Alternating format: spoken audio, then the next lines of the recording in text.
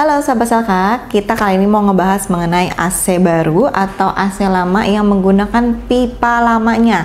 Boleh apa enggaknya, bahaya atau enggaknya. Nah, biasanya kan banyak banget nih orang yang rumahnya sudah dipasang, sudah ditanam tembok tuh pipanya gak mau dibongkar pasang. Terus atau misalkan pipanya kalau mau panjang beli baru itu jadi mahal, atau misalkan apartemen dari developer yang sudah diberikan. Nah, itu gimana sih kita harus mau ganti pipa baru atau harus pakai yang udah ada?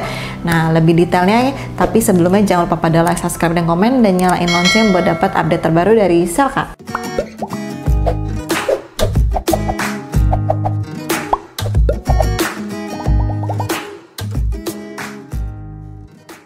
Halo sahabat Selka, kita ada kabar baik banget nih karena banyak banget yang request dan juga banyak banget yang nanyain udah lama, dari bulan-bulan lalu, malah tahun-tahun lalu. Jadi kita sekarang udah launching untuk Selka Clean. Jadi kalian kalau yang mau cuci AC itu bisa langsung ke website kita untuk belanja untuk cuci AC-nya dari yang setengah sampai 2,5 PK khusus untuk AC split aja saat ini. Nah, kalian tuh udah bisa langsung belanja di website kita. Jadi kalian nanti akan search aja di website kita untuk ketik cuci AC.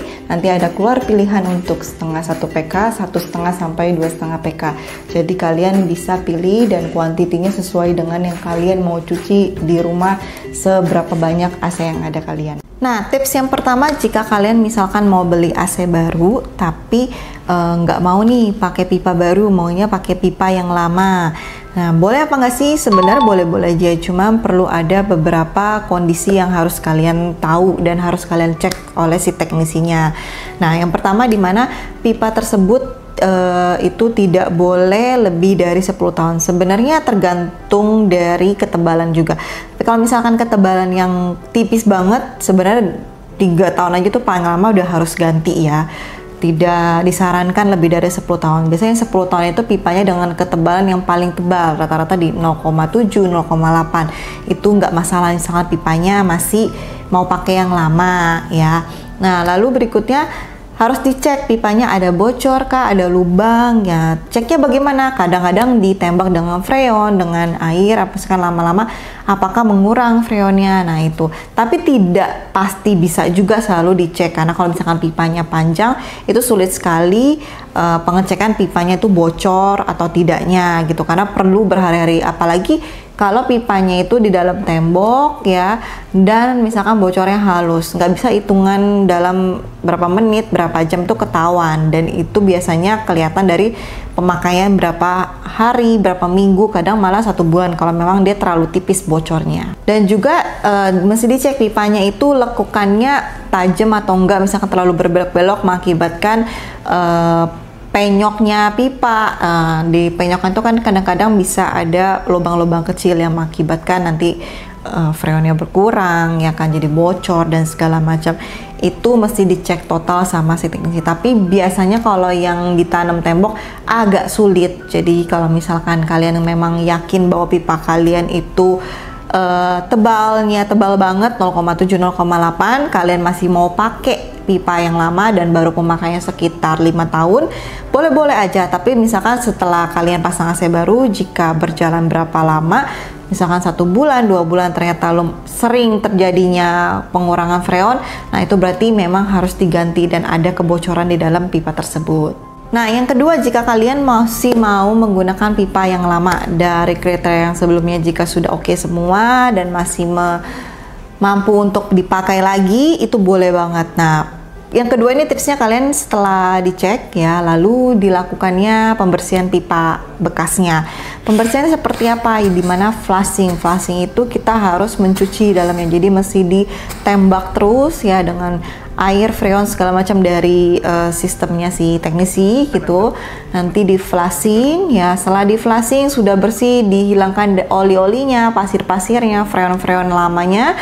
Nah, kalian lakukan lagi nanti sama teknisi adalah di vakum AC-nya. Jadi mau AC-nya baru, pipanya baru, pipanya bekas, itu tetap wajib divakum. Jadi karena kalau sudah pembersihan, tapi kan masih ada tersisa ya pastinya di sela-selanya atau misalkan yang ternempel di pipanya itu, nah itu lakukanlah pemvakuman. Jadi supaya benar-benar plong, benar-benar bersih dari oli, dari sisa freon, dari sisa pasir. Nah itu kalian wajib harus namanya sebutannya di kita tuh flushing vakum ya.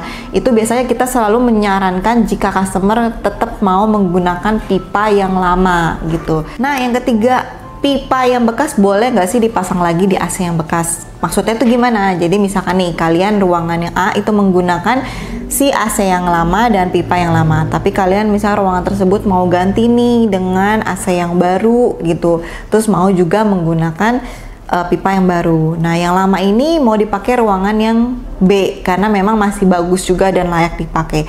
Boleh nggak habis dibongkar dipakai lagi? Boleh aja, yang selama tadi tips yang pertama itu kalian harus mengecekkan semua, terus dilakukannya flushing vakum. Pastinya kalau AC lama itu sudah dibongkar, pasti akan ada beberapa freon yang terbuang. Jadi tambahannya lagi kalian harus memang diisi lagi dan ditambah lagi freonnya jika memang nanti tekanan freonnya berkurang gitu ya.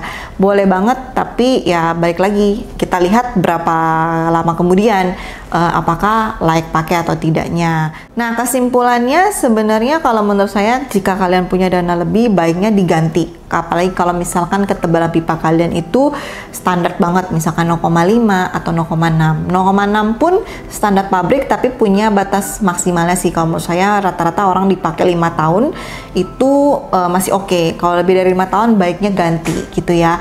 Nah jadi kalau misalkan mau pakai boleh apa enggaknya pipa AC lama boleh ya.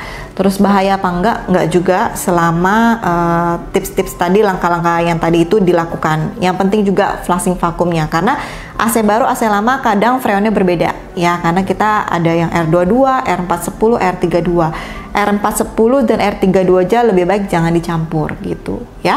Oke, nah sudah di akhir video, jangan lupa pada like, subscribe, dan komen, nyalain lonceng buat dapat update terbaru dari Selka. Kita ketemu lagi, see you, bye-bye.